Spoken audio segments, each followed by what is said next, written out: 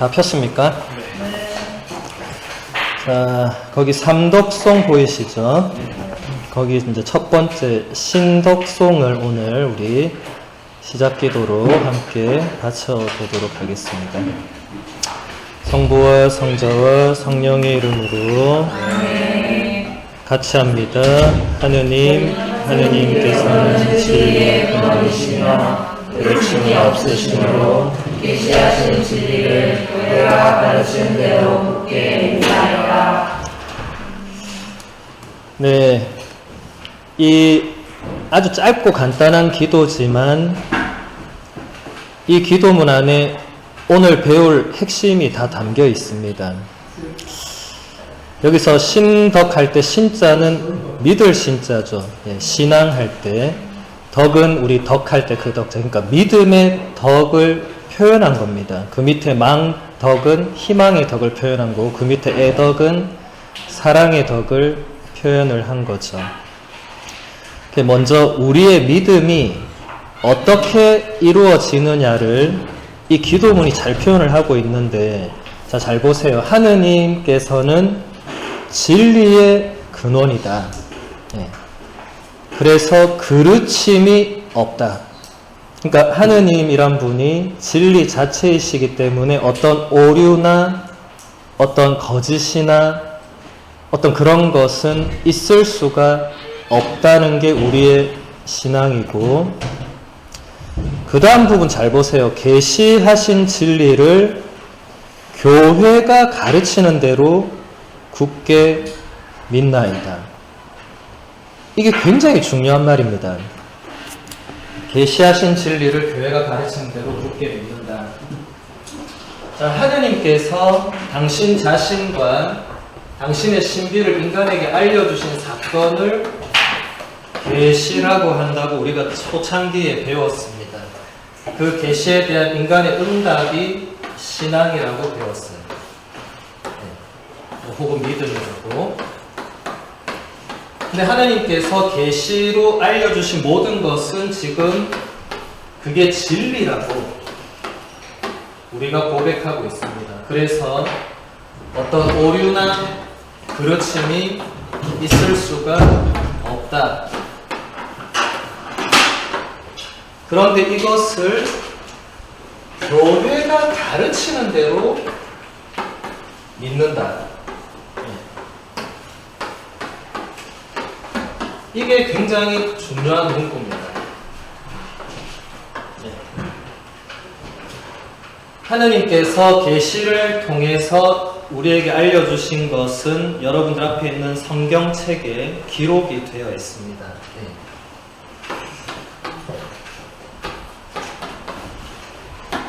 그래서 이것을 라틴어로 하면, 원어로 하면 이제 사크라 스크립투라 이렇게 되거든요.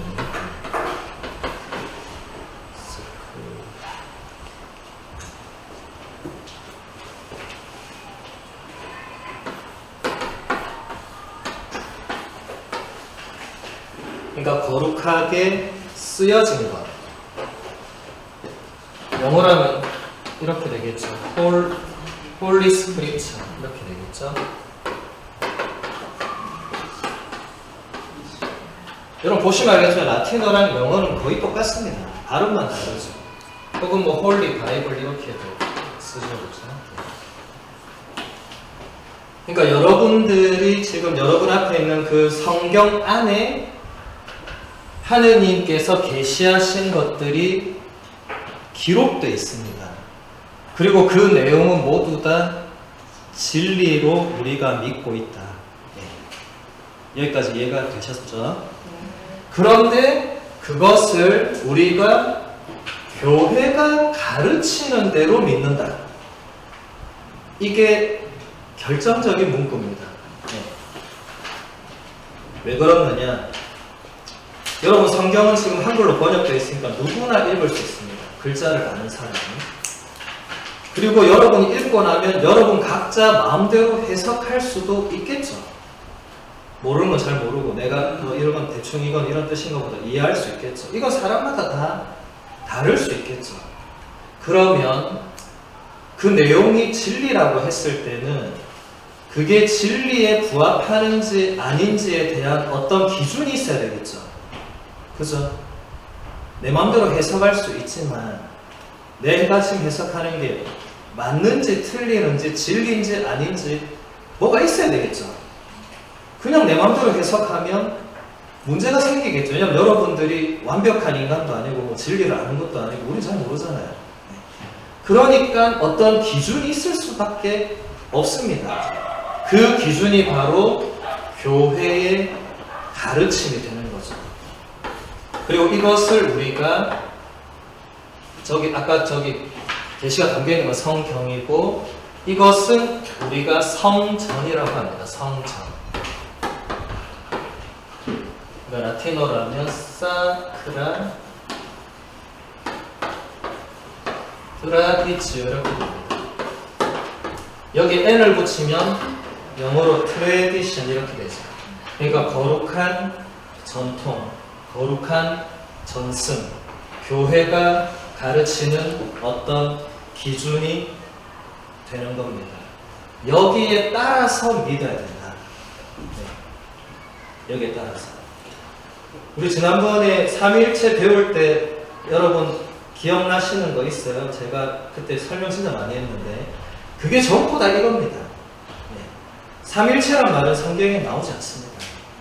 그런데 성부 하느님과 성자 예수님과 성령님을 해석하다 보니까 잘못된 해석이나 가르침이 발생하는 거죠. 이런 것들이 결국 이단이 되거나 이교가 되거나 아예 뭐 다른 종교로 되거나 이렇게 되는 겁니다. 그러니까 사람들이 혼란에 빠졌죠. 그때도 보니까. 왜냐하면 그때 여러분 기억을 더듬어 보면 아리우스라는 신부님이 예수님을 하느님과 같은 분이 아니라고 하면서 혼란이 발생했습니다.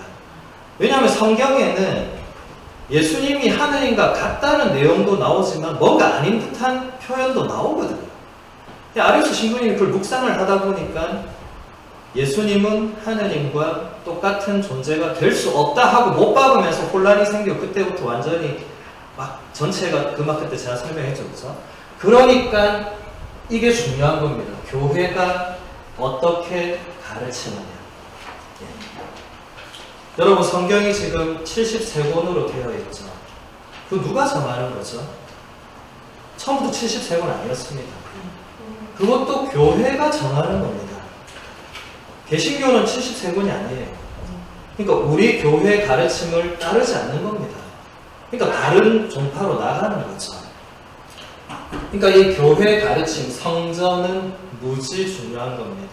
여러분이 이것을 따라서 믿지 않으면 여러분도 가톨릭 교회에서 세례를 받을 수 없습니다. 네. 개신교로 가거나 그냥 안 나오거나 이렇게 합니다. 그러니까 교회가 가르친 대로 믿는다. 이거는 굉장히 중요한 겁니다. 그러니까 내가 생각해서 우리 삼위일체 제가 마지막에 뭐라고 했어요? 아우구스티노 성인이 삼위일체에 대한 이 신비를 아무리 해도 안 되니까 마지막에 뭐라고 했죠? 불합리하기 때문에 나는 믿는다 이렇게 했죠. 그죠? 오늘 그걸 여러 개 보게 될 겁니다. 불합리한데 믿어야 되는 어떤 것. 왜냐하면 오늘 주제가 성모 마리아이기 때문에 성모 마리아에 대한 모든 교리는 다 여기 해당됩니다. 여기. 물론 성경에 나오는 내용이 기본 바탕으로 깔려 있지만 그게 어떻게 교회의 가르침으로 되는지가 오늘의 핵심이고 성모님에 대해서는 이게 제일 핵심이고 이게 개신교와 우리도 결정적 차이기도 하거든요. 개신교는 성경만 가지고 구원받는다. 그래서 그때 제가 뭐라고 했죠? 솔라 스크립투라라고 했습니다. 그렇죠? 제가 3S 이렇게 설명하면서 그러니까 솔라 스크립투라 하면 성경만으로 구원받는다. 그러면 성전은 필요 없다 이거. 루터가 이렇게 했습니다. 네. 필요 없으니까 성모님을 더 이상 공경할 필요가 없습니다. 네. 필요 없으니까 교회의 나머지 성사들을 받아들이지 않았고 뭐 그런 여러 가지가 있는 거예요. 네. 그래서 이게 굉장히 오늘 우리가 보게 될 핵심 내용이 됩니다. 자, 이제 앞으로 돌아와서 82쪽 오늘은 믿음의 여인이신 성모 마리아를 배워보도록 하겠습니다. 자, 우리 운현 씨가 우리 그 박스 안에 있는 글 한번 소리내서 읽어주시면 좋겠네요. 네. 12일 아침 안중근의 동생 정근과 공근 두 형제가 조심스럽게 검사국에 출두하여 13일에라도 형 안중근에게 면회할 수 있도록 허가를 신청했다. 내용 문제 앞으로 판결 선고가 사형이 되거든 당당하게 죽음을 택하여 속히 하느님 앞으로 나아가라는 어머니의 말씀을 전하기 위해서였다. 안중근의 어머니가 건우를 부탁하기 위하여 평양에 도착하여 한병찬 변호사와 만났을 때 이곳 경찰서와 헌병대는 순사와 헌병을 파견하여 수차 문초를 냈는데 이 부인은 이들의 질문에 대하여 물 흐르듯이 대답했다. 이번에 중근이가 한 행동은 오래전부터 생각했던 일이다. 러시아와 일본이 전쟁을 시작한 이후 밤낮으로 말하고 행동하는 것이 오직 나라를 위해 몸을 바치는 데 있었으며 평상시 집에 있을 때도 대사가 올바른 생각뿐이고 조금도 사사로운 정을 두지 않았다. 따라서 집안 사람들도 수견에서 몇 해 전에 자주 독립하려면 일본에서 얻어온 차관 부탁합자고 하는 국채보상금 모집 때도 중근의 아내는 물론 제수들이 시집 올 때 가져온 폐물까지도 내놓게 하고 나라가 망하는데 무엇이 아깝겠느냐고 하며 며느리들이 기꺼이 이 말을 따라서 그 뜻을 어기지 않았다.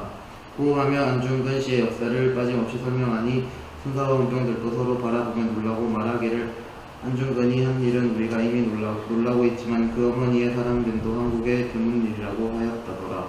예. 이 지금 무슨 내용입니까, 이게? 안중근 열사의 어머니가 어떤 분이신지 조금 이렇게 역사적 기록으로 나온 거죠. 어머니가 지금 뭐라고 했어요? 아들한테 사형 선고를 받으면 당당하게 죽음을 택해서 하느님 앞으로 가라 라고 지금 어머니가 아들한테 지금 말한 겁니다. 예. 이 일반 어머니가 이렇게 말한다는 건 상상할 수 없죠. 아들한테 어떻게든 죽음을 피하고 너는 살아야 되고 딴 애가 죽어야 되고 이렇게 해야 되는데 그게 아니고 안중근 열사의 어머니는 너는 당당하게 죽어라. 그래서 하느님께 가라. 그게 하느님 뜻이다. 뭐 이런 거죠. 그죠? 또 그래서 이제 이 어머니라는 이 존재가 이제 안중근 열사에게 어떤 영향을 주었는지 이제 보는 거죠. 제가 아까 소개한 아우구스티노라는 성인도 어머니가 모니카라는 성녀인데 아우구스티노 성인은 젊은 시절에 굉장히 이 속된 말로 망나니 생활을 했어요. 예, 별로 열심히 뭐 성당을 다니지도 않고 그냥 내 밖에서 어울려 놀고 막 하여튼 온갖 나쁜 짓도 하고 뭐 이상한 데 빠지고 하여튼 엉망이었어요. 근데 이 모니카 성녀가 아들을 위해서 날마다 눈물로 기도를 했습니다. 예, 정말 오랜 세월 기도를 했어요. 근데 결국 그 아들이 돌아옵니다. 다시 돌아와서 신부님이 되고 주교님이 되더니 결국 성인 품에 오르게 됐습니다. 그러니까 그런 것을 우리가 볼 때 그 어머니라는 존재의 어떤 힘이 미치는 영향이 사실 굉장히 큰 거죠. 예. 여러분 그 이태석 신부님 영화도 보신 분들 알겠지만 이태석 신부님이 10남매를 낳았어요. 10남매를. 근데 자갈치 시장에서도 삭바느질로 10남매를 다 먹여 키웠습니다. 그 아들이 둘이나 신부님이 되고 딸이 또 수녀님도 되고 이 엄청난 신앙과 이런 거를 이 전해 받게 되죠. 그죠? 그래서 왜 우리가 지금 어머니에 집중을 하냐면 이 성모님이 예수라는 인물의 어머니이기 때문에 그렇습니다. 단순히 그냥 어머니, 생물학적 어머니가 아니라 어떤 그 넘어서는 이제 그걸 이제 보게 될 건데, 자, 그 다음에 83쪽을 보면, 자, 하느님 말씀해서 그 밑에 우리 재욱 씨가 한번 소리내서 읽어볼까요? 하나님께서는 천사 가브리엘을 통해 마리아에게 예수님을 낳게 될 것이라는 당신의 뜻을 전했습니다. 이 말씀을 듣고 마리아는 하느님께 대한 온전한 신뢰와 순종으로 응답하였습니다. 마리아는 이 응답으로 세상의 구세주를 낳게 되었습니다. 네, 그 밑에 루카복음서 1장 26절에서 38절 한번 펴보도록 하겠습니다.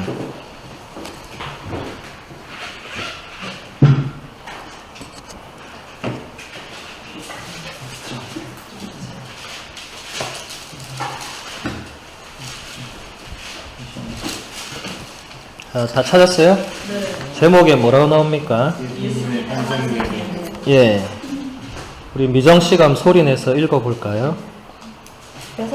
여섯째 달에 하느님께서는 가브리엘 천사를 갈릴레아 지방 나자렛이라는 고을로 보내시어 다윗 집안의 요셉이라는 사람과 약혼한 처녀를 찾아가게 하셨다. 그 처녀의 이름은 마리아였다. 천사가 마리아의 집으로 들어가 말하였다. 은총이 가득한 이여 기뻐하여라. 주님께서 너와 함께 계시다. 이 말에 마리아는 몹시 놀랐다. 그리고 이 인상 말이 무슨 뜻인가 하고 곰곰이 생각하였다. 천사가 다시 마리아에게 말하였다. 두려워하지 말라. 마리아야, 너는 하나님의 총애를 받았다. 보라, 이제 내가 잉태하여 아들을 낳을 터이니 그 이름을 예수라 하여라. 그분께서는 큰 인물이 되시고 지극히 높으신 분의 아드님이라 불리실 것이다. 주 하나님께서 그분의 조상 다윗의 왕자를 그분께 주시어 그분께서 야곱 집안을 영원히 다스리시리니 그분의 나라는 끝이 없을 것이다. 마리아가 천사에게 저는 남자를 알지 못하는데 어떻게 그런 일이 있을 수 있겠습니까? 하고 말하자 천사가 마리아에게 대답하였다. 성령께서 너에게 내려오시고 지극히 높으신 분의 힘이 너를 덮을 것이다. 그러므로 태어날 아기는 거룩하신 분 하나님의 아드님이라고 불릴 것이다. 내 친척 엘리사벳을 보아라. 그 늙은 나이에도 아들을 잉태하였다. 아이를 못 낳는 여자라고 불리던 그가 임신한 지 6달이 되었다. 하나님께서는 불가능한 일이 없다. 마리아가 말하였다. 보십시오. 저는 주님의 종입니다. 말씀하신 대로 저에게 이루어지기를 바랍니다. 그러자 천사는 마리아에게 떠나갔다. 예. 이 내용이 이제 가장 이제 우리 성모님에 대한 핵심적인 내용을 담고 있는데, 자, 여러분 교리서 다시 한번 볼까요? 이 그림 볼까요? 이 그림이 무슨 그림 같아요? 네, 금방 읽은 그 내용을 표현한 거죠. 여러분이 읽기 전에는 이게 뭔가 싶어도 이제 읽고 나니까 뭔지 알겠죠? 가브리엘 천사가 지금 마리아에게 나타나서 뭔가 하고 있는 거죠. 그러니까 이 그림은 뭘 나타낸 거죠? 방금 우리가 읽었던 루카복음서의 1장 26절부터 38절까지의 내용을 표현한 거죠. 이건 굉장히 중요한 겁니다, 여러분. 자, 여러분 옛날에 성경이 쓰일 시대에 지금부터 2000년 전이죠. 그때 글자를 아는 사람이 많았겠어요? 작았겠어요? 대단히 적었습니다. 글자를 아는 사람은 많지 않았어요. 그때는 뭐 학교가 있는 게 아니었어요. 글자를 아는 사람은 저희 같은 뭐 사제들이나 뭐 특별한 위치에 있는 사람들이 글자를 배워서 아는 거고, 나머지 사람들은 글자를 몰랐습니다. 근데 그 사람들한테 이 하느님에 대해서, 성경에 대해서 가르치려면 어떻게 해야 되죠? 글자 외에 뭔가로 표현을 해야 되죠. 그죠? 그림이든 조각이든 뭐든지 표현을 해야 되죠. 그죠? 그게 우리 교회 전통 안에 그대로 지금까지 내려와서, 여러분이 이 유럽에, 뭐 우리 성당도 마찬가지예요. 성당에 가면 막 창문에도 뭐가 그려져 있고, 뭐 앞에도 무슨 상이 있고 막 그러죠. 개신교가 그걸 보고 우상 숭배한다 이렇게 말해요. 그래서 저는 좀 무지하면 말을 안 하면 좋겠어요. 모르면서 그렇게 큰 소리 치면 본인이 잘 모른다는 걸 그냥 드러내는 건데, 그는 이 전통을 너무 모르는 거예요. 이 2000년이라는 세월이 흘러오면서 글자로 성경을 접하는 거는 굉장히 여러분이 복된 거지, 2000년 동안 거의 사람들은 글자로 하느님 말씀을 알아듣지 못했습니다. 직접 읽을 수도 없었어요. 대부분 다 이런 그림을 통해서, 아니면 뭐 이렇게 신부님의 설교나 강론을 통해서 이렇게 배우는 거지, 집에서 성경 딱 펴놓는 이런 시대는 불과 100년 채 되지 않았습니다. 예. 그러니까 그 나머지 시대에는 그 뭔가 다른 예술적인 뭔가가 그걸 대신한 거죠. 그래서 여러분 유럽이나 이런데 뭐 성지 순례를 가거나 여행을 가면 다 주로 그림으로. 예. 그래서 여러분이 성경 내용을 알면은 굉장히 도움이 많이 될 것이고, 성경 내용을 모르면 봐도 저게 무슨 글인지 모를 거예요. 그래서 열심한 신자일수록 가서 보면, 아, 저게 성경 어디에 나오는 그 그림이구나 하면서 이해를 하게 되는 거죠. 그것을 이제 우리가, 여러분이 앞으로 개신교 신자를 만나면 당당하게 반박할 수 있도록 하기 위해서 그것을 우리가 뭐라고 하냐면 그런 모든 우리 신앙의 내용을 표현한 어떤 그 뭐 그림이다 저런 조각이다 이런 모든 것들을 성화상이라고 합니다. 그러니까 거룩한 그림이나 뭐 조각 이렇게 되는 거죠. 네. 그러니까 성화상을 보면 우리는 뭔가 공경을 표현을 합니다. 네. 그런데 저 자체를 두고 뭔가 표현하면 우상숭배가 맞아요.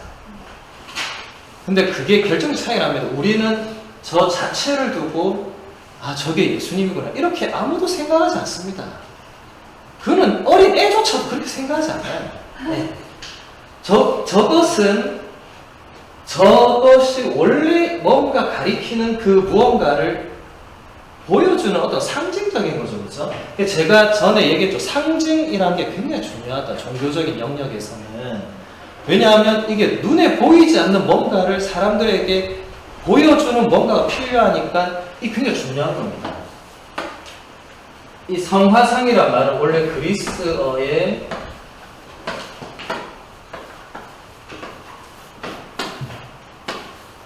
에이콘이라는 말을 번역한 겁니다. 이제 라틴어도 이걸 발음 그대로 해서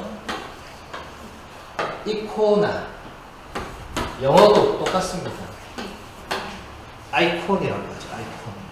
지금도 우리 아이콘 쓰잖아요. 뭐뭐의 아이콘이다 하면 아 그게 그 뭔가를 대변해서 보여주는 무엇이다 이렇게 알고 있는 거예요. 똑같은 말입니다. 네. 이걸 라틴어가 다시 이거를 이마고 이렇게도 번역을 했어요. 제가 몇 번 얘기했죠. 이마고가 영어로 이미지가 되는 거죠. 그죠? 네. 그러니까 이 에이콘이란 것은 뭔가 그 자체가 뭔가를 의미하지 않습니다. 예. 그걸 담고 있는 그 이걸 잘 보세요. 이게 지금 이게 에이콘이죠. 그죠? 예. 근데 이 자체로는 이게 그냥 나무에 그냥 뭘 이렇게 하나 매달아 놓은 거죠. 근데 우리는 저걸 딱 보는 순간 바로 십자가에 매달린 예수 그리스도를 연상합니다. 그죠? 예. 저런 게 다 에이콘이 되는 거죠. 여러분 성당 들어오면 바로 딱 마당에 성모상이 딱 이렇게 있습니다. 예. 그걸 보고 뭐 우리가 가서 막 이렇게 절하고 이런 게 아니에요. 근데 그 성모상이 바로 에이콘이고 그게 바로 성모님을 드러내 보여주는 표징이니까 우리가 거기서 어떤 공경을 표하는 거죠. 그 자체를 어떤 하느님적인 존재로 표현하는 게 아닙니다. 그리고 좀 이따 배우겠지만 성모님은 하느님과 같은 존재로 우리가 모시지 않아요. 네. 완전 잘못 알고 있는 겁니다. 개신교회는. 그래서 여러분 성화상은 이렇다는 걸 알아두시고 자 이제 이 내용을 보면 자 여섯째 달에 하느님께서 가브리엘 천사를 갈릴리아주 나자렛 고을로 보내시어 마리아에게 찾아가게 했는데 자, 천사의 말 28절 한번 볼까요? 은총이 가득한 이여 기뻐하여라 주님께서 너와 함께 계시다 이렇게 말했죠. 그죠? 자 여러분 우리 성모성 여러분 다 이제 외우시죠? 성모성 어떻게 시작하죠? 은총이 가득하신 마리아님 기뻐하소서 주님께서 함께 계시니 이렇게 하죠. 이거 다시 한번 읽어볼까요? 은총이 가득한 이여 기뻐하여라 주님께서 너와 함께 계시다. 그러니까 성모성은 정확하게 지금 루카복음서 1장 28절의 내용이 그대로 들어가 있습니다. 그러니까 루카복음서 1장 28절은 계시된 진리고 성모성은 아까 제가 말한 저 뭐가 되죠? 교회가 가르치는 전통이 되는 거죠. 그렇게 2000년 동안 기도를 해온 겁니다. 우리 신자들이. 네. 성모성이 하늘에서 떨어진 게 아니에요. 개신교가 거부하듯이 그냥 어디서 임의로 만든 게 아닙니다. 성경의 내용을 가지고 이 기도문이 나온 거죠. 네. 은총을 가득히 받았다. 네. 일단 넘어가서 자 천사가 얘기하죠. 이제 네가 잉태해서 아들을 낳을 거고 그분은 뭐 하느님의 아드님이 될 거고 막 얘기했어요. 그러니까 34절에 보면 마리아가 천사에게 저는 남자를 알지 못하는데 어떻게 그런 일이 있을 수 있겠느냐 하니까 35절에 천사가 마리아에 대답했는데 성령께서 너에게 내려오시고 지극히 높으신 분의 힘이 너를 덮을 것이고 막 또 설명을 해요.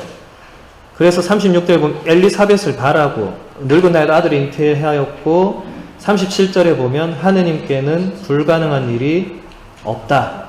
그러자 38절에 마리아가 보십시오 저는 주님의 종입니다. 말씀하신 대로 저에게 이루어지기를 바랍니다. 이렇게 된 겁니다. 지금 이 내용은 여러분이 그냥 얼핏 보기에도 말이 되는 말이 하나도 없습니다. 이 말 자체도 또 말이 안 되네요. 말이 되는 말이 없는 건 말이 안 되는 거잖아요. 그죠? 네. 그러니까 지금 논리적으로, 상식적으로 이해되는 내용이 하나도 없습니다. 왜냐하면 마리아는 지금 처녀잖아요. 처녀인데 애를 잉태하고 낳을 거라고 천사가 말했어요. 마리아가 물었어요. 그게 어떻게 가능하냐? 나는 처녀인데 어떻게 가능하냐? 그러니까 천사가 성령의 힘으로 그렇게 될 것이다. 하느님께 불가능이 없다. 그러니까 또 마리아가 그러면 그대로 되기를 바랍니다. 지금 이렇게 말한 거예요. 여기 계신 모든 우리 자매님들께 제가 물어보겠습니다. 어느 날 낯선 남자가 찾아와서 자매님께 너는 이제 아이를 잉태하고 아이를 낳을 거다 하면 여러분 뭐라고 할 거예요? 미쳤나? 예.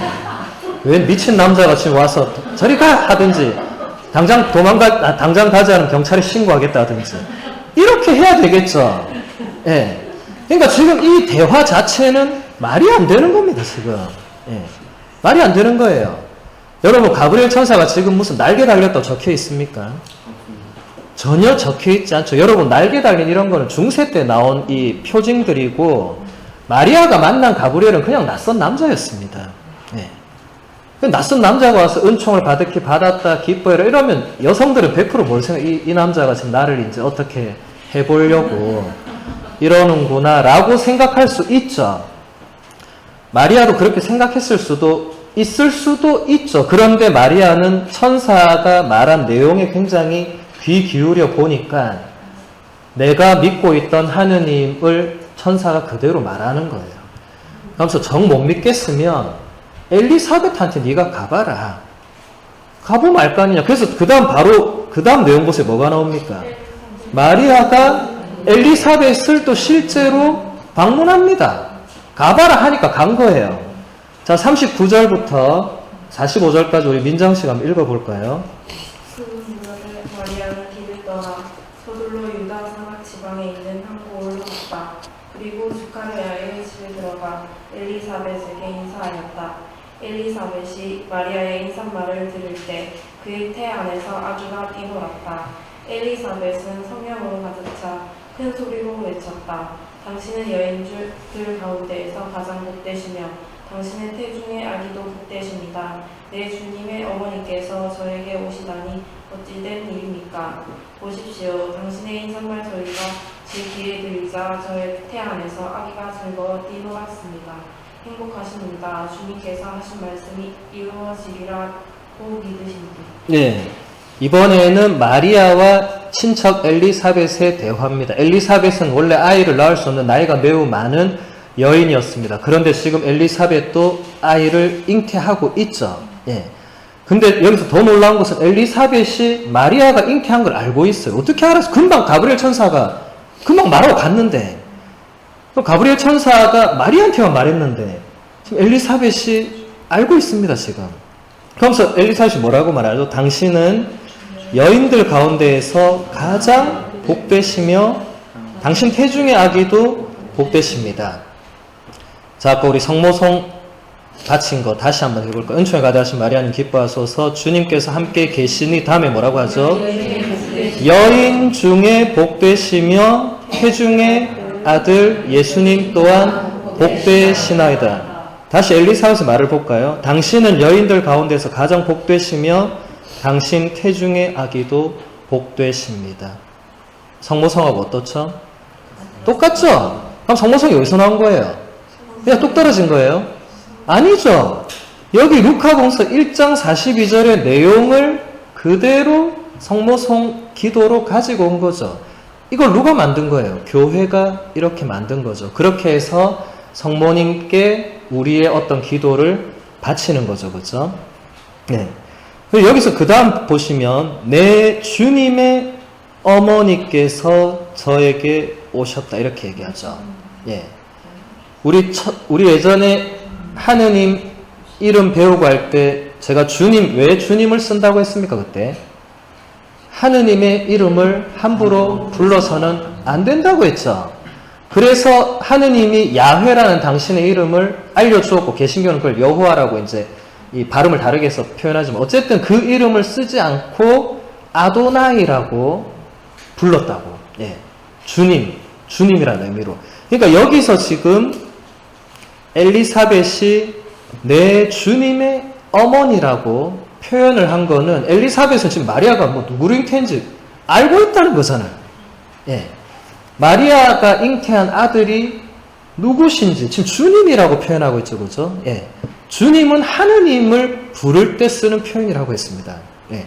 그러니까 지금 엘리사벳의 이 인사말이 그냥 엘리사벳이 정신이 나가서 하는 말이 절대로 아니고 뭔가 하느님으로부터 지금 엘리사벳은 뭔가를 지금 받아서 알고 있는 거예요. 그걸 지금 표현한 겁니다. 이 두 지금 우리가 읽었던 부분들에서 이제 성모님에 대한 여러 가지 교리들이 나옵니다. 예. 교리라는 말이 바로 이 교회의 가르침을 교리라고 합니다. 교리 혹은 조금 전문적으로 하면 교의라고 합니다. 그러니까 이게 뭐냐면 아까 하느님께서 계시해 주신 내용이 성경에 기록되어 있다고 했죠. 이것을 교회가 이렇게 가르쳐 주는 것을 교리라고 하고 우리는 이것을 믿는다고 했습니다. 그렇죠? 그러니까 우리는 교리 내용을 믿어야 됩니다. 네. 자, 그럼 이제 성모님에 대해서 우리가 여기서 나오는 가장 중요한 교리는 성모님이 동정으로 예수님을 잉태하고 낳으셨다. 자, 여러분 사도신경 외우는 분 있습니까? 전능하신 천주 성부 천지의 창조주를 저는 믿나이다. 그 외아들 우리 주 예수 그리스도님 성령으로 인하여 동정 마리아께 잉태되어서 나셨다. 네. 그 문장이 전부 다 방금 우리가 읽었던 루카복음서 1장 26절 38절의 내용입니다. 성령으로 인하여, 그러니까 성령의 힘으로, 그러니까 성모님 당신이 무슨 능력이 뛰어나거나 뭐 그게 아니고 성령의 힘으로 동정으로 예수님을 잉태하고 낳으셨다고 우리는 믿는다. 성경에 그렇게 나와 있는 거를 그대로 우리는 믿는다. 네. 이 부분을 개신교 특히 자매님들이 가장 안 받아들이고 안 믿어요. 왜냐하면 신부님 제가 애 낳아봤는데 애 낳으면 동정이 자연적으로 없어지고 동정으로 애를 낳은 자체가 말이 안 됩니다. 그게 제가 그랬죠. 말이 안 되는 게 신앙적인 거다. 당신이 말 되는 거 다 되면 그 뭐하러 믿냐 그게. 그 하느님이 어떻게 그러면 인간적인 범주 안에서 놀면 그게 어떻게 하느님이냐. 그건 신이 아니다. 신이 인간이 하는 거 똑같이 그게 어떻게 신이냐. 인간적인 걸 뛰어넘으니까 신적인 거지. 당신이 생각하는 범주로 이해 다 되면 그거는 신이 아니다. 불교에서도 부처를 만나면 부처를 죽여라. 그 말이 왜 나오는 거예요? 네가 알고 있는 부처는 부처가 아니다. 그런 거죠. 그러니까 특히 여기 계신 우리 자매님들이 이런 부분에서 말도 안 돼. 이러면 그건 신앙이 아닌 겁니다. 네. 말도 안 되지만 말도 안 되는 걸 지금 마리아가 받아들였잖아요. 뭔지는 잘 모르겠지만 마리아가 뭐라고 했죠? 그 말씀하신 대로 이루어지기를 바랍니다. 그걸 라틴어로 이렇게 됩니다.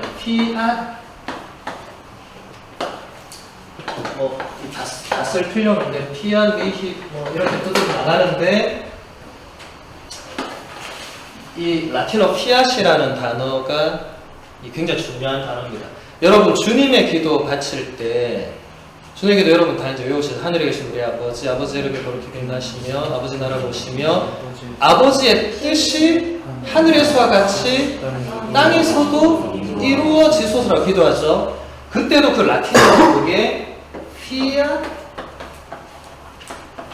볼룬타스 투아 이렇게 되거든요.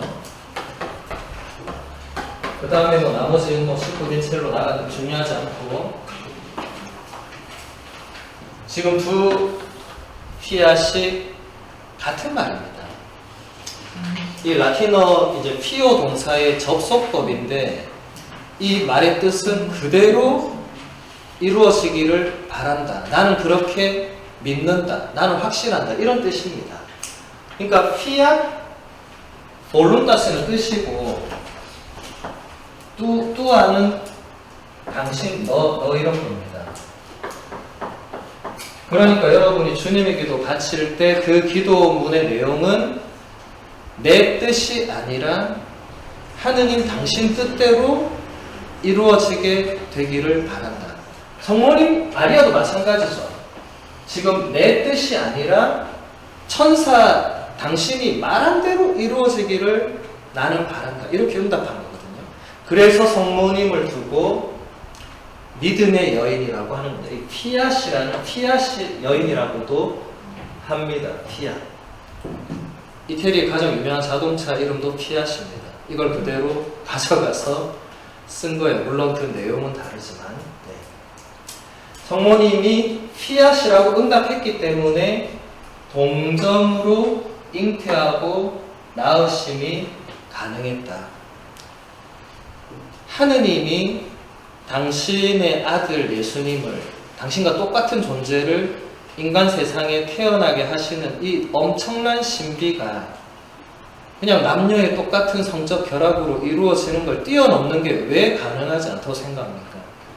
하느님께, 그래서 천사가 그랬잖아요. 하느님께는 불가능이 없다. 여러분 사도신경 제일 첫 마디가 뭐죠? 전능하신 천주 성부. 제가 전에 설명했죠. 전능하다는 말이 라틴어로 뭐라고 했으면 좋겠대? 옴니포텐스라고 했죠. 그죠? 옴니스는 모든 것이고 포텐스는 할 수 있답니다. 모든 것을 할 수 있다. 이게 다른 말로 하면 뭐죠? 불가능이 없다. 지금 우리가 인간적으로 생각할 때 동정인 처녀가 아이를 잉태하고 낳는 건 불가능하죠.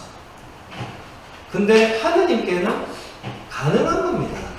여러분 이게 신앙입니다. 이게 그걸 믿는 게, 아까 그래서 교회가 가르치는 대로 믿는다. 아우구스티누스가 말한 대로 불합리하기 때문에 나는 믿는다. 이게 믿음입니다. 이게 그냥 하느님 제가 오늘 좀 이번에 꼭 취직이 되게 해주시고 안 되면 안 믿고, 이런 그 믿음이 아니에요.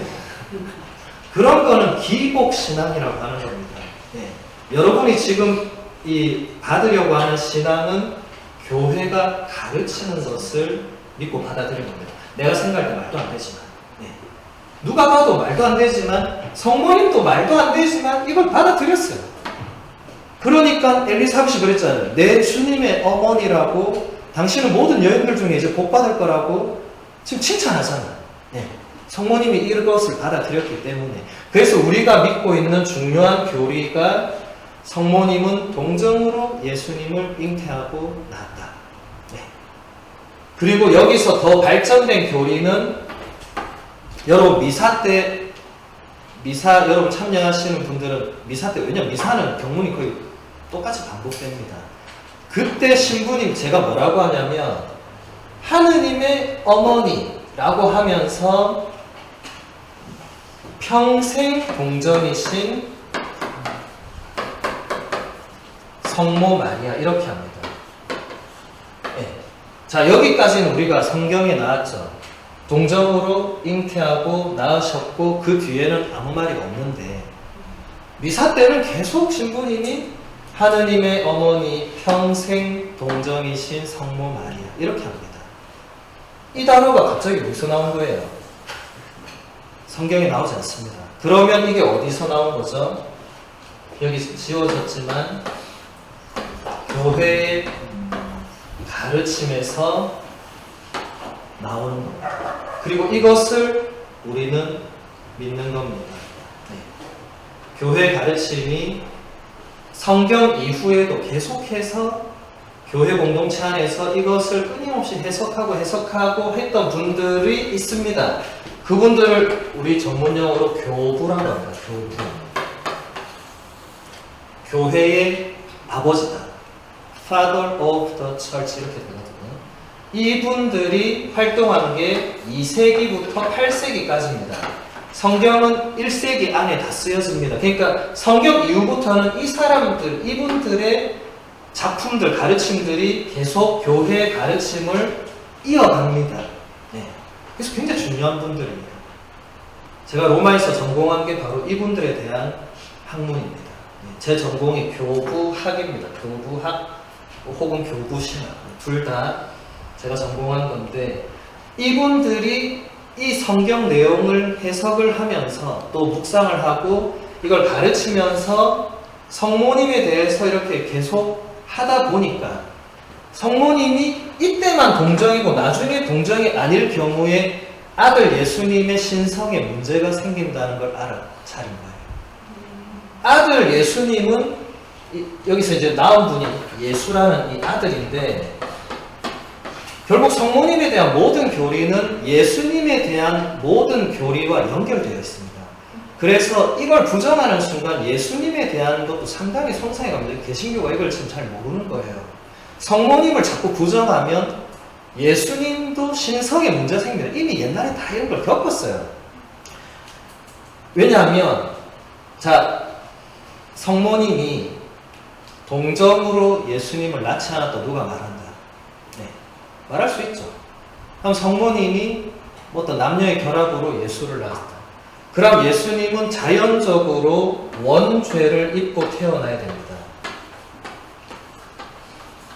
원죄란 것은 아담과 하와가 이제 뭐 지은 죄를 원죄라고 하는데 이게 결국은 뭘 의미하냐면 우리 인간이 원래부터 지니고 있는 어떤 악으로 나쁜 것으로 기우는 그런 경향을 다 원죄라고 그래요.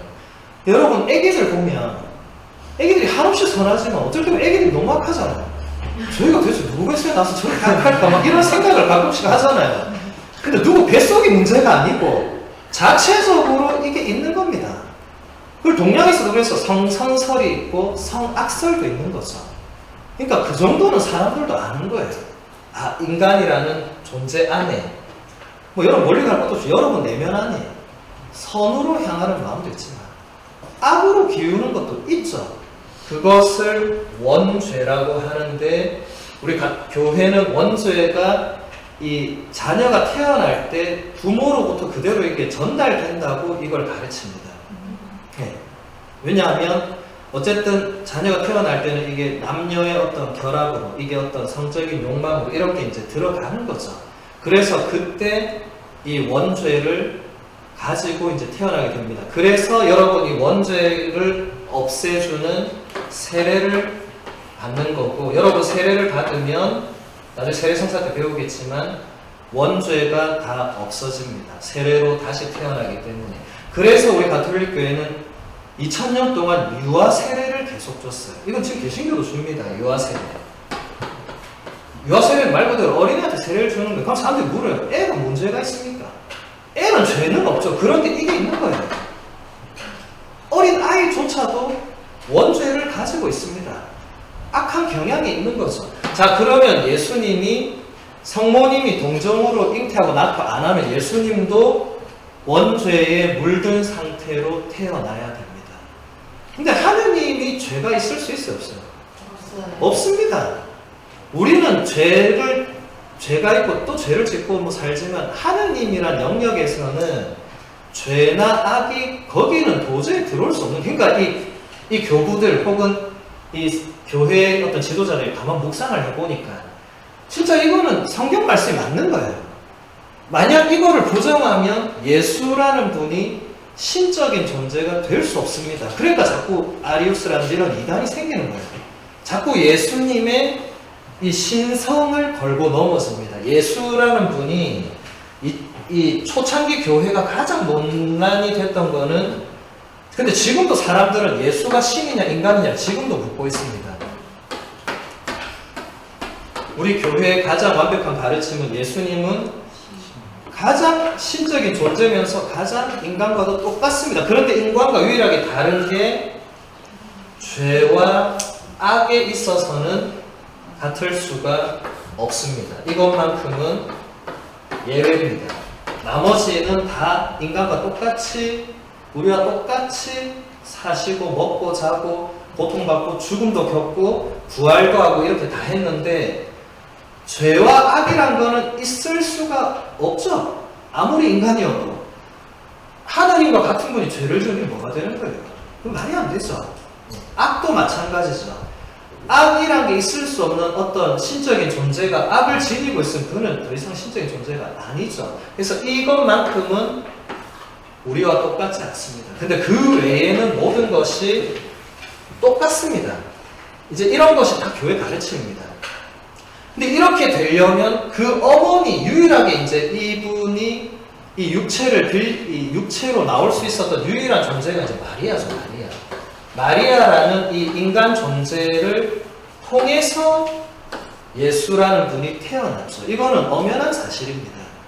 그러니까 이 마리아라는 존재를 부정적으로 가면 갈수록 예수에 대해서도 이게 안 되는 거예요. 네. 그 대표적인 한 가지를 다시 제가 설명하면 아까 미사 전례 때 하느님의 어머니라고 우리가 계속 표현한다고 그랬죠. 하느님의 어머니. 개신교가 이걸 가지고 또 문제를 사죠. 어떻게 하느님한테 어머니가 있느냐. 우리가 몰라서 그럼 이렇게 하겠어요. 하느님한테 어머니가 없지. 하느님이 창조주인데 어떻게 어머니가 있어. 제가 창조 전능한 분이라고 가르치고 있는데 어떻게 하느님이 어머니가 있다고 가르치겠어요.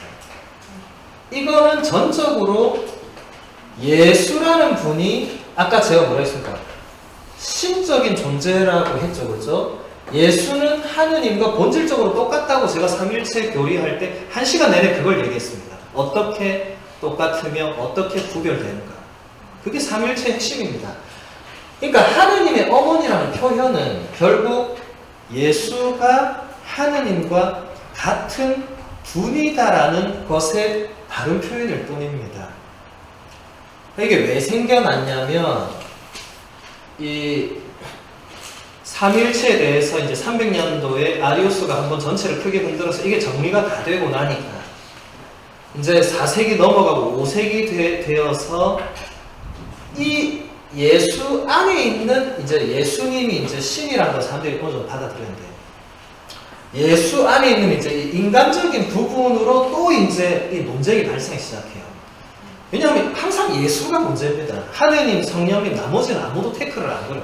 태클 걸 게 없어. 하느님은 창조주고 뭐 만물의 아버지고 다 되고 성령은 그냥 뭐 영이고 뭐 잘 모르니까 넘어가는데 예수가 인간으로 사시고 근데 이분이 하니까 같은 분이고 하니까 이게 논리적으로 자꾸 충돌이 생기는 거죠. 그래서 그 당시에 이 5세기 초에 네스토리우스라는 안티오키아의 주교님이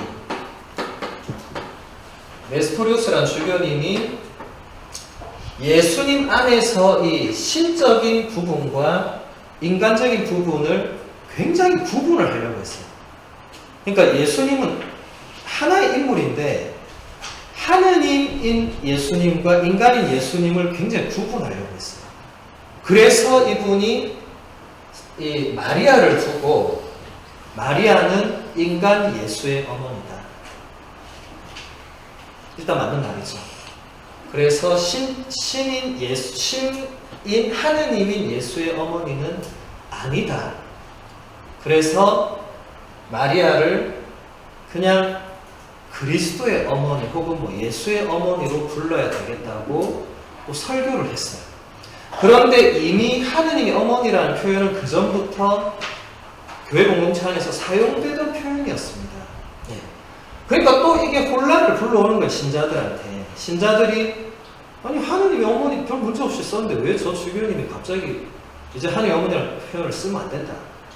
오직 예수의 어머니 혹은 그리스도의 어머니라고 써야 된다고 주장을 하기 시작했습니다. 그러니까 결국 성모님에 대한 모든 거는 예수님 때문에 발생이 된 겁니다. 그래서 이때 이제 알렉산드리아의 치릴로라는 또 다른 주교님이 예수님 안에서 이 신적인 영역과 인간적인 영역이 구분할 수 없다. 그분 안에서는. 그분이 한 존재이기 때문에 이거는 이론상으로는 구분할 수 있지만 실제로는 그 구분은 무의미하고 구분될 수도 없다. 그냥 그분 안에 온전히 신성과 인성이 같이 그냥 있는 거지 어떻게 이 신적인 부분 따로 떼고 안 된다 이거. 그럴 수가 없다 하면서 그래서 성모님은 원래 우리가 부르던 대로 하느님을 낳으신 분. 그래서 이거를 그리스어로 이거를 시릴로 성인이 그리스어로 테오토포스라고, 이게 원래 그렇게 쓰이던 표현이었습니다. 테오스는 하느님이고 토포스가 이제 낳으신 분 이런 뜻이거든요.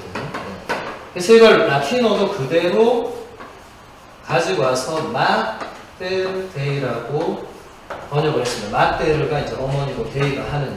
그러니까 하느님의 어머니, 하느님을 낳으신 분. 그러니까 지금 이거는 성모님에 대한 호칭이라기보다는 예수님을 향한 호칭입니다. 예수님이 하느님과 같은 분이다. 제가 아까 엘리사벳이 마리아를 방문해서 뭐라고 했다고 했죠? 내 주님의 어머니. 주님은 누구한테만 부여된다고 했습니까? 하느님께만 부여되는 표현. 그러니까 이미 엘리사벳의 입을 통해서 나온 표현이 하느님의 어머니다. 당신은 내 주님의 어머니, 다른 말로 하면 하느님의 어머니입니다. 그 말을 입에 담을 수가 없어서 주님이라고 표현한 겁니다. 그러니까 이렇게 해서 이 교리가 그대로 지금도 우리는 성모님을 하느님의 어머니다 라고 고백합니다. 자, 다시 이제 평생 동정으로 와서, 평생 동정이라는 게 왜 발전했냐면 이제 사람들이 공격을 하기 시작했어요. 성경을 읽어보니까 예수님의 다른 형제들이 나온다. 형제가 있다고 나온다. 진짜 그건 너무 무지한 겁니다. 그 고대어를 몰라서 그래요. 여러분, 제가 고대어는 어떤 특성을 가지고 있다고 했죠? 여러 세분화된 단어가 없기 때문에 한 단어가 수많은 뜻을 가지고 있습니다. 성경에 나오는 예수의 형제들이라는 그 단어 자체가 구약 성경에서 그 단어가 600번 넘게 쓰입니다. 그러니까 형제란 말은 우리 형제하면 친형제를 의미하지만 그때는 그 단어를 쓰면 그것은 사촌, 팔촌, 조카, 우리 부족, 우리 동네 사람 전부 다 그 단어였어요. 히브리어로는 아흐라고 하고 그리스어로는 아델포스라고 하고 그게 이제 영어로 브라더 이렇게 되는 건데 어쨌든 그 단어가 의미하는 게 예수님의 친형제 자매를 의미하는 게 아닙니다. 그러니까 아니라고 교회가 가르쳐온 거예요. 왜냐하면 그런 표현이 아니에요. 그리고 마리아라는 이름도 그 당시 동네에 온 자매는 거의 다 마리아였어요. 지금은 여러분 이름이 지금도 비슷해요. 미정, 민정 비슷하잖아요. 그때도 마리아는 정말 많았습니다. 그냥 이름이 그때는 이렇게 세분화되지 않을 때였어요.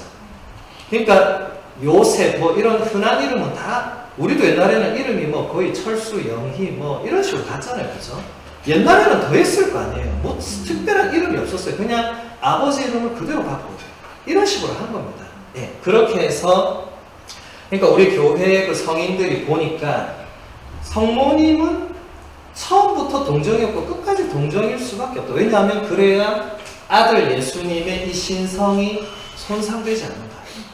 그리고 성경에 말하는 그 표현은 예수의 친형제를 가리키는 게 아니다 라고 이제 교회의 가르침이 계속되어 온 겁니다. 그래서 여러분 제가 아까 얘기했죠. 교회의 가르침이 정말 중요합니다.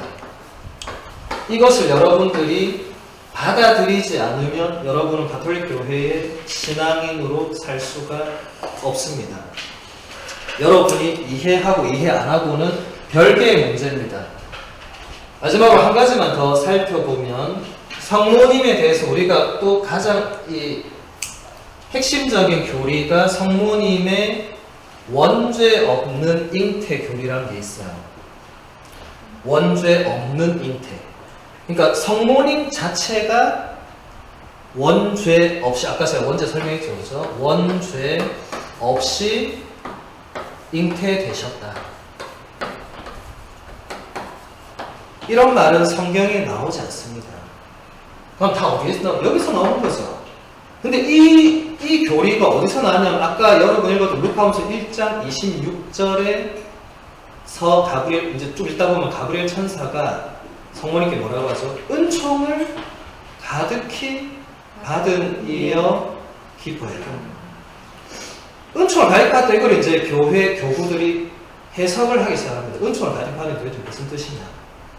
왜냐하면 그냥 마리아야 뭐 이래도 되는데 은총을 가득히 받았다. 은총을, 하느님의 은총을 가득히 받았다. 그래서 성령으로 잉태하고 뭐 이런 게 계속 되는데, 제가 아까 얘기했죠. 성모님이 일반적인 성적 결합으로 예수를 낳으면 원죄가 물들게 됩니다. 그런데 성모님도 일반적 결합이 없더라도 성모님을 통해서 예수님이 나왔는데, 만약 성모님이 원죄가 있으면 예수님도 원죄를 입고 나와야 되는 거예요. 지금 무슨 말인지 아시겠어요? 그러니까 이 교부들이 성모님이 원죄가 있어서는 안 돼. 그러니까 전부 이 교리는 다 예수 때문에 생기는 겁니다. 예수님이 원죄를 달고 나오면 그건 신이 아니에요. 그건 그냥 인간 중에 특출난 인간이에요. 아리우스가 주장한 대로 인간 중에 뛰어난 인간이 되지만 하느님과 같을 수가 없습니다. 그러니까 성모님도 원죄가 없어야 되고, 그게 바로 가브리엘 천사가 말한 은총을 가득히 받았다는 그게 바로 성모님은 전혀 원죄 없이 잉태되셨다고 고백할 수 있는 근거가 되는 겁니다. 그리고 실제로 이걸 우리가 믿을 교리로 선포가 되어 있습니다. 여러분, 나중에 올해 12월 8일이 되면 원죄 없이 잉태되신 성모 마리아 대축일을 우리가 지내게 됩니다. 그리고 마지막으로 8월 15일, 이제 다다음 달이죠. 8월 15일이 되면 성모 승천 대축일을 우리가 또 지내게 되는데, 성모 승천은 말 그대로 성모님이 하늘로 올라가셨다고 고백하는 겁니다. 이것도 성경에는 나오진 않아요. 그런데 이제 이 교회에 가르친 교부들이 이걸 해석을 하다 보니까 하느님의 아드님을 낳으신 그 몸이 썩어 없어지면 그거는 말도 안 되는 거예요. 이해되십니까? 그러니까 이것도 전부 예수님과 관련 있는 거예요. 하느님의 어머니가 우리랑 똑같이 죽어서 그냥 흙에 묻히고 그냥 끝나면 그게 어떻게 하느님의 어머니가 될 수가 있겠어요. 그러니까 성모님은 예수님이 승천하신 것처럼 성모님도 그대로 하늘로 올라가셨을 수밖에 없다. 그리고 여러분, 구약 성경 나중에 여러분이 읽어보면 구약의 엘리야라는 예언자가 나옵니다. 구약의 엘리야 예언자는 죽음을 겪지 않습니다. 그냥 어느 날 하늘에서 그대로 불마차가 그대로 엘리야 예언자를 데리고 갑니다. 그대로. 그걸 엘리사가, 그 엘리사라는 제자가 보면서 막 감탄한 게 성경에 나옵니다. 한낱 인간도 하느님이 원하시면 그렇게 죽음을 겪지 않고 굴러갈 수 있는데, 하느님을 낳으신 어머니가 죽음을 겪게 하는 게 말이 안 된다는 거죠. 그래서 교회가 성모님의 승천을 교리로 선포했습니다. 그리고 우리는 그것을 믿는 겁니다. 이게 교회의 가르침이 그만큼 중요한 거예요. 그래서 제가 아까 신덕송 할 때 교회가 가르치는 대로 믿어야 된다. 예. 여러분, 그 신덕송의 내용이 정말 중요한 겁니다. 그냥 믿어서는 안 됩니다. 그냥 신부님 저는 하느님도 믿고요, 예수님도 믿고 성모님도 믿습니다. 그거 아니에요. 이렇게 가르치는 거를 믿는다는 겁니다. 무슨 말인지 아시겠죠? 그렇죠? 성모님이 특히 이런 부분이 이제 많은 겁니다. 그래서 우리 더 성모님에 대해서 살펴볼 게 많은데 지금 시간 관계상 더 살펴볼 수는 없고, 다음에 또 기회가 되면 성모님에 대해서 보도록 하겠습니다. 어쨌든 중요한 건 지금 여러분이 지금 보시면서 느낀 것은 성모님에 대한 모든 교리 내용은 다 아들 예수님에 대한 것과 100% 연결되어 있습니다. 성모님 단독적 교리는 하나도 없어요. 다 아들 예수님이 하느님과 같은 분이라는 이 믿음의 표현이 저렇게 여러 가지로 나온 겁니다. 네. 그리고 제가 아까도 말했지만 성모님은 삼위일체 하느님과 같은 분으로 우리가 신적 존재로 흠숭하는 존재가 아니고, 하느님을 낳으신 예수님이란 존재를 낳아주신 특별한 분으로서 어머니로 우리가 공경을 하는 겁니다. 그래서 여러분, 성모성 끝부분에 뭐라고 되어 있죠? 저희를 위해서 빌어달라고 기도하지, 우리가 성모님한테 이걸 해달라 저걸 해달라고 기도하지 않습니다.